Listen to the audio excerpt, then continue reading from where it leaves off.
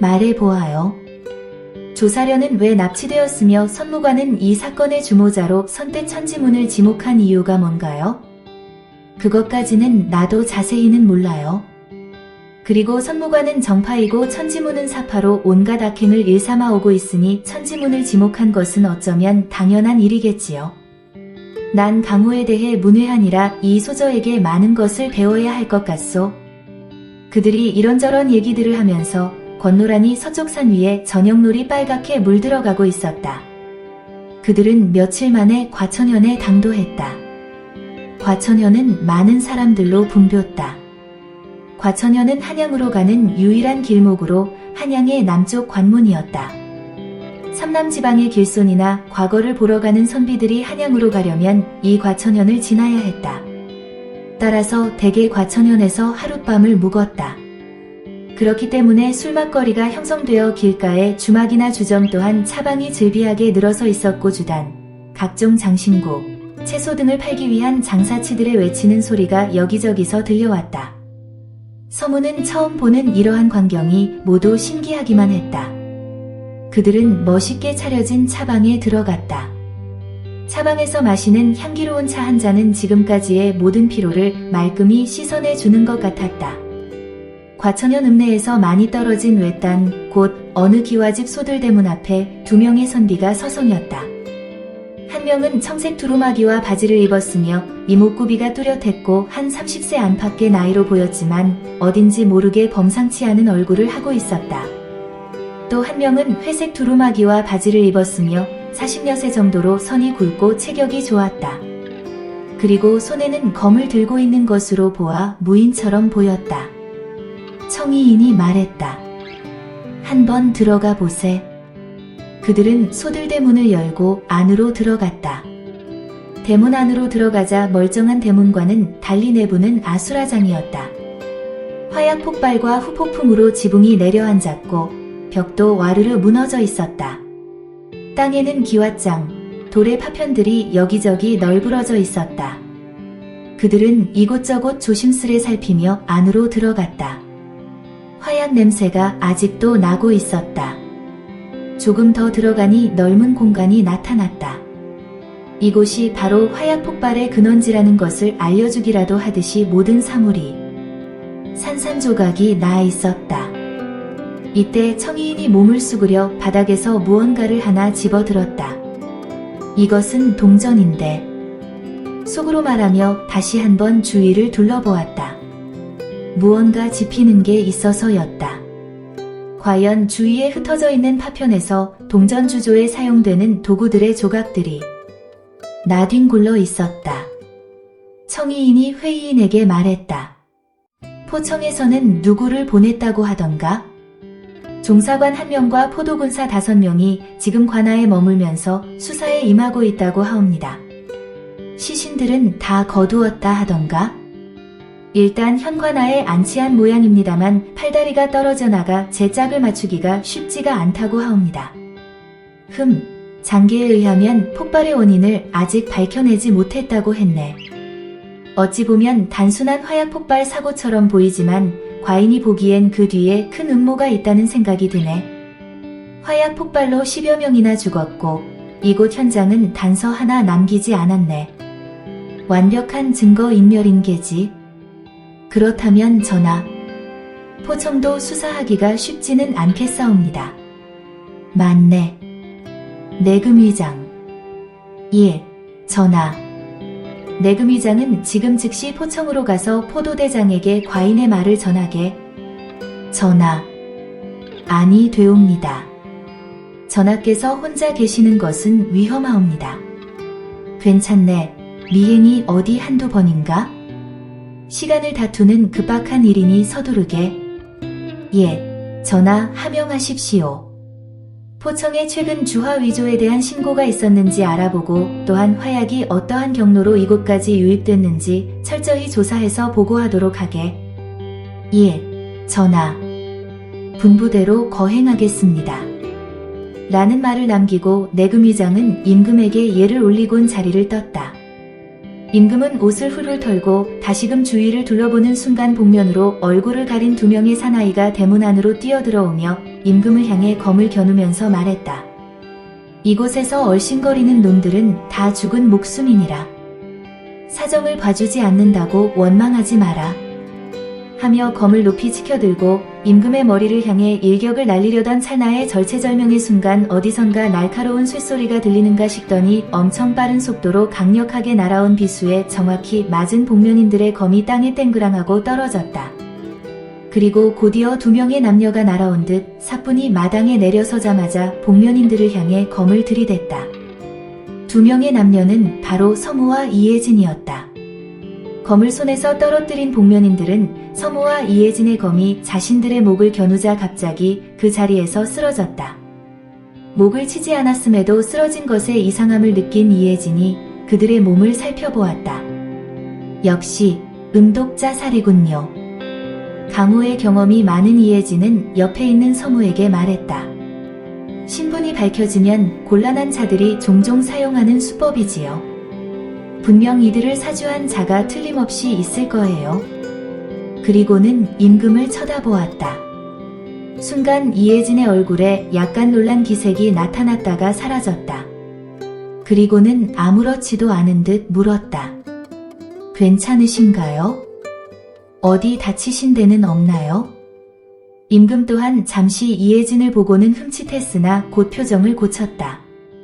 괜찮소. 위기에서 구해주어 고맙소. 목숨을 빚졌소이다. 두 분의 솜씨에 탄복했소이다. 이 말에 서무가 말했다. 과찬의 말씀이십니다. 괜찮다 하시니 다행입니다. 이곳은 외딴 곳이라 위험하니 저희들이 안전한 읍내까지 모시겠습니다. 그래 준다면 고마울 따름이요. 임금은 이들에게 호감이 갔을 뿐 아니라 이들이 누구인지 알아도 볼 겸 흔쾌히 승낙했다. 그들은 읍내 저작거리에 있는 주막으로 들어갔다. 주모에게 술과 안주를 주문하고 좌정하자 서무가 임금에게 말했다. 저는 서무라고 합니다. 나는 한양 사는 선비로서 이경이라 하오. 낭자는 어떻게 되시오? 이혜진이 미소를 띠더니 대답했다. 이혜진이라 해요. 두 분 다 강호인인 것 같은데 어느 문파의 제자인지 물어봐도 되겠소? 저는 선운문의 제2대 제자입니다. 선운문이라는 서무의 말에 임금은 적이 놀라는 눈치였다. 그럼 서 공자는 한문주의 직계 제자겠군요. 예, 그런데 사부님을 아십니까? 자끔 세상에 선운문 함경직 문주를 모르는 사람이 있답니까? 하하하. 임금이 크게 웃어 젖혔다. 또한 서무의 말에 이혜진의 낯빛이 환하게 밝아졌다. 임금이 말했다. 그렇다면 이 소저는? 저는 문파가 따로 없습니다. 그래 두 분은 천하유람을 하는 것은 아닐 테고 어디로 가시오? 우리 둘 다 한양으로 갑니다. 한양엔 무엇 하러 가시오? 이 말에 서무와 이혜진이 머뭇머뭇하자 임금은 너털웃음을 웃으며 굳이 말 안 해도 괜찮소. 이거 초면에 내가 너무 꼬치꼬치 캐묻는 것 같아 미안하오. 하하하. 아니요. 이 공자는 초면인데도 왠지 마음이 통하는 것 같고 또한 믿음이 갑니다. 저는 첫 번째로 한양에서 사부님을 만나기로 했고 두 번째는 뜻한 바 있어 선무관에 잠시 몸을 의탁하기 위해서입니다. 한 문주께서 하산하신다고 하였소? 그렇습니다. 무슨 중요한 일이 있어서인가요? 그것은 저도 잘 알지 못합니다. 알았소. 그렇다면 선무관에 오래 머물 요량이시오? 그렇다고 할 수 있지요. 뜻한 바라고 하셨지요? 그것이 무엇인지 여쭤보아도 되겠소? 오랜 수건을 풀기 위해서입니다. 오랜 수건이라면 지금은 말씀드리기 곤란한 개인적인 일입니다. 아, 그렇다면 더 이상 묻지 않겠소. 서 공자의 무예 실력이 출중하여 내 탄복하였소. 역시 한문주님의 제자라 할 수 있겠소이다. 과찬의 말씀입니다. 부끄럽습니다. 결코 허언이 아니오. 내 진심으로 하는 말이오. 고마운 말씀입니다. 임금은 이번에는 이혜진을 쳐다보며 말했다. 이 낭자께서는? 이번에 강호 편력을 나왔다가 집으로 돌아가는 중이에요. 강호는 위험한데 낭자 혼자 몸으로 편력한다니 대단하시오. 이혜진이 무엇이라 말하려 하자 성우가 화제를 바꿨다. 이 공자께서는 어찌하여 그들의 공격을 받게 되셨는지요? 나도 모르는 일이요.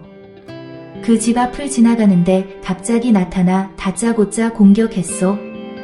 그런 일이 있었군요.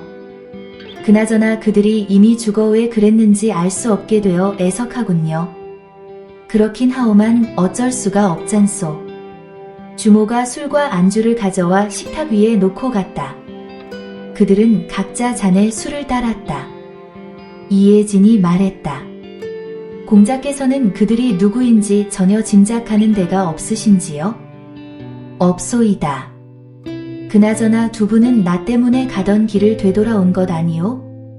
서무가 대답했다. 아니오. 일 때문에 그곳을 지나가다가 우연히 목격하게 된 것이지요. 이혜진이 덧붙였다. 그래요. 알아볼 일이 있어서요. 날이 저물어 일을 마치고 이리로 다시 올 예정이었으니 공자께서는 너무 괴념치 마셔요. 그러하다면 다행입니다만 그 알아볼 일이란 게 무엇인지 말씀해 줄 수 있겠소? 이혜진이 말했다. 별것 아니에요.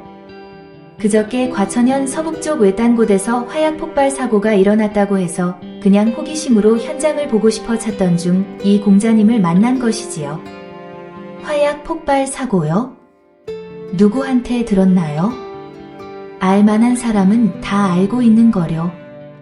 차방에서 차를 마시다가 옆쪽의 사람들이 말하는 소리를 듣게 되었지요. 오늘 두 분한테 하차는 목숨 빚졌고 좋은 얘기도 많이 나누게 돼 즐거웠소.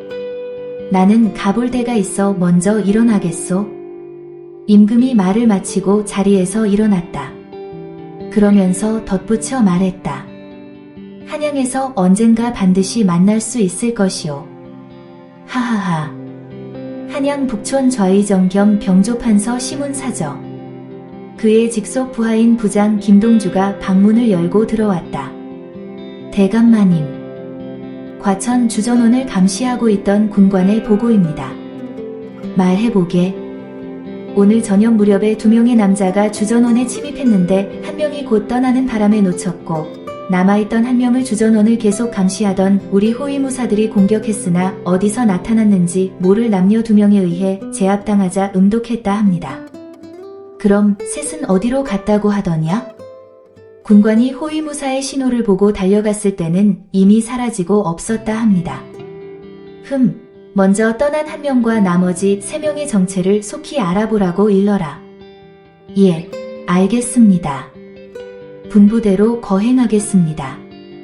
그리고 천지문에서는 아직도 소식이 없는가? 예, 선무관의 눈을 피해 멀리 돌아오느라고 늦긴 합니다만 통 연락이 없습니다. 이 일도 최대한 빨리 알아보도록 하겠습니다. 알았다. 실수가 없도록 하라. 여부가 있겠습니까? 설령 일이 틀어져 조사료를 실은 마취가 발견된다 해도 우리와 천지문의 관여를 전혀 알지 못하도록 내가 다 배려를 해놓았으니 걱정은 없지만 차질이 생기지 않도록 만전을 기하게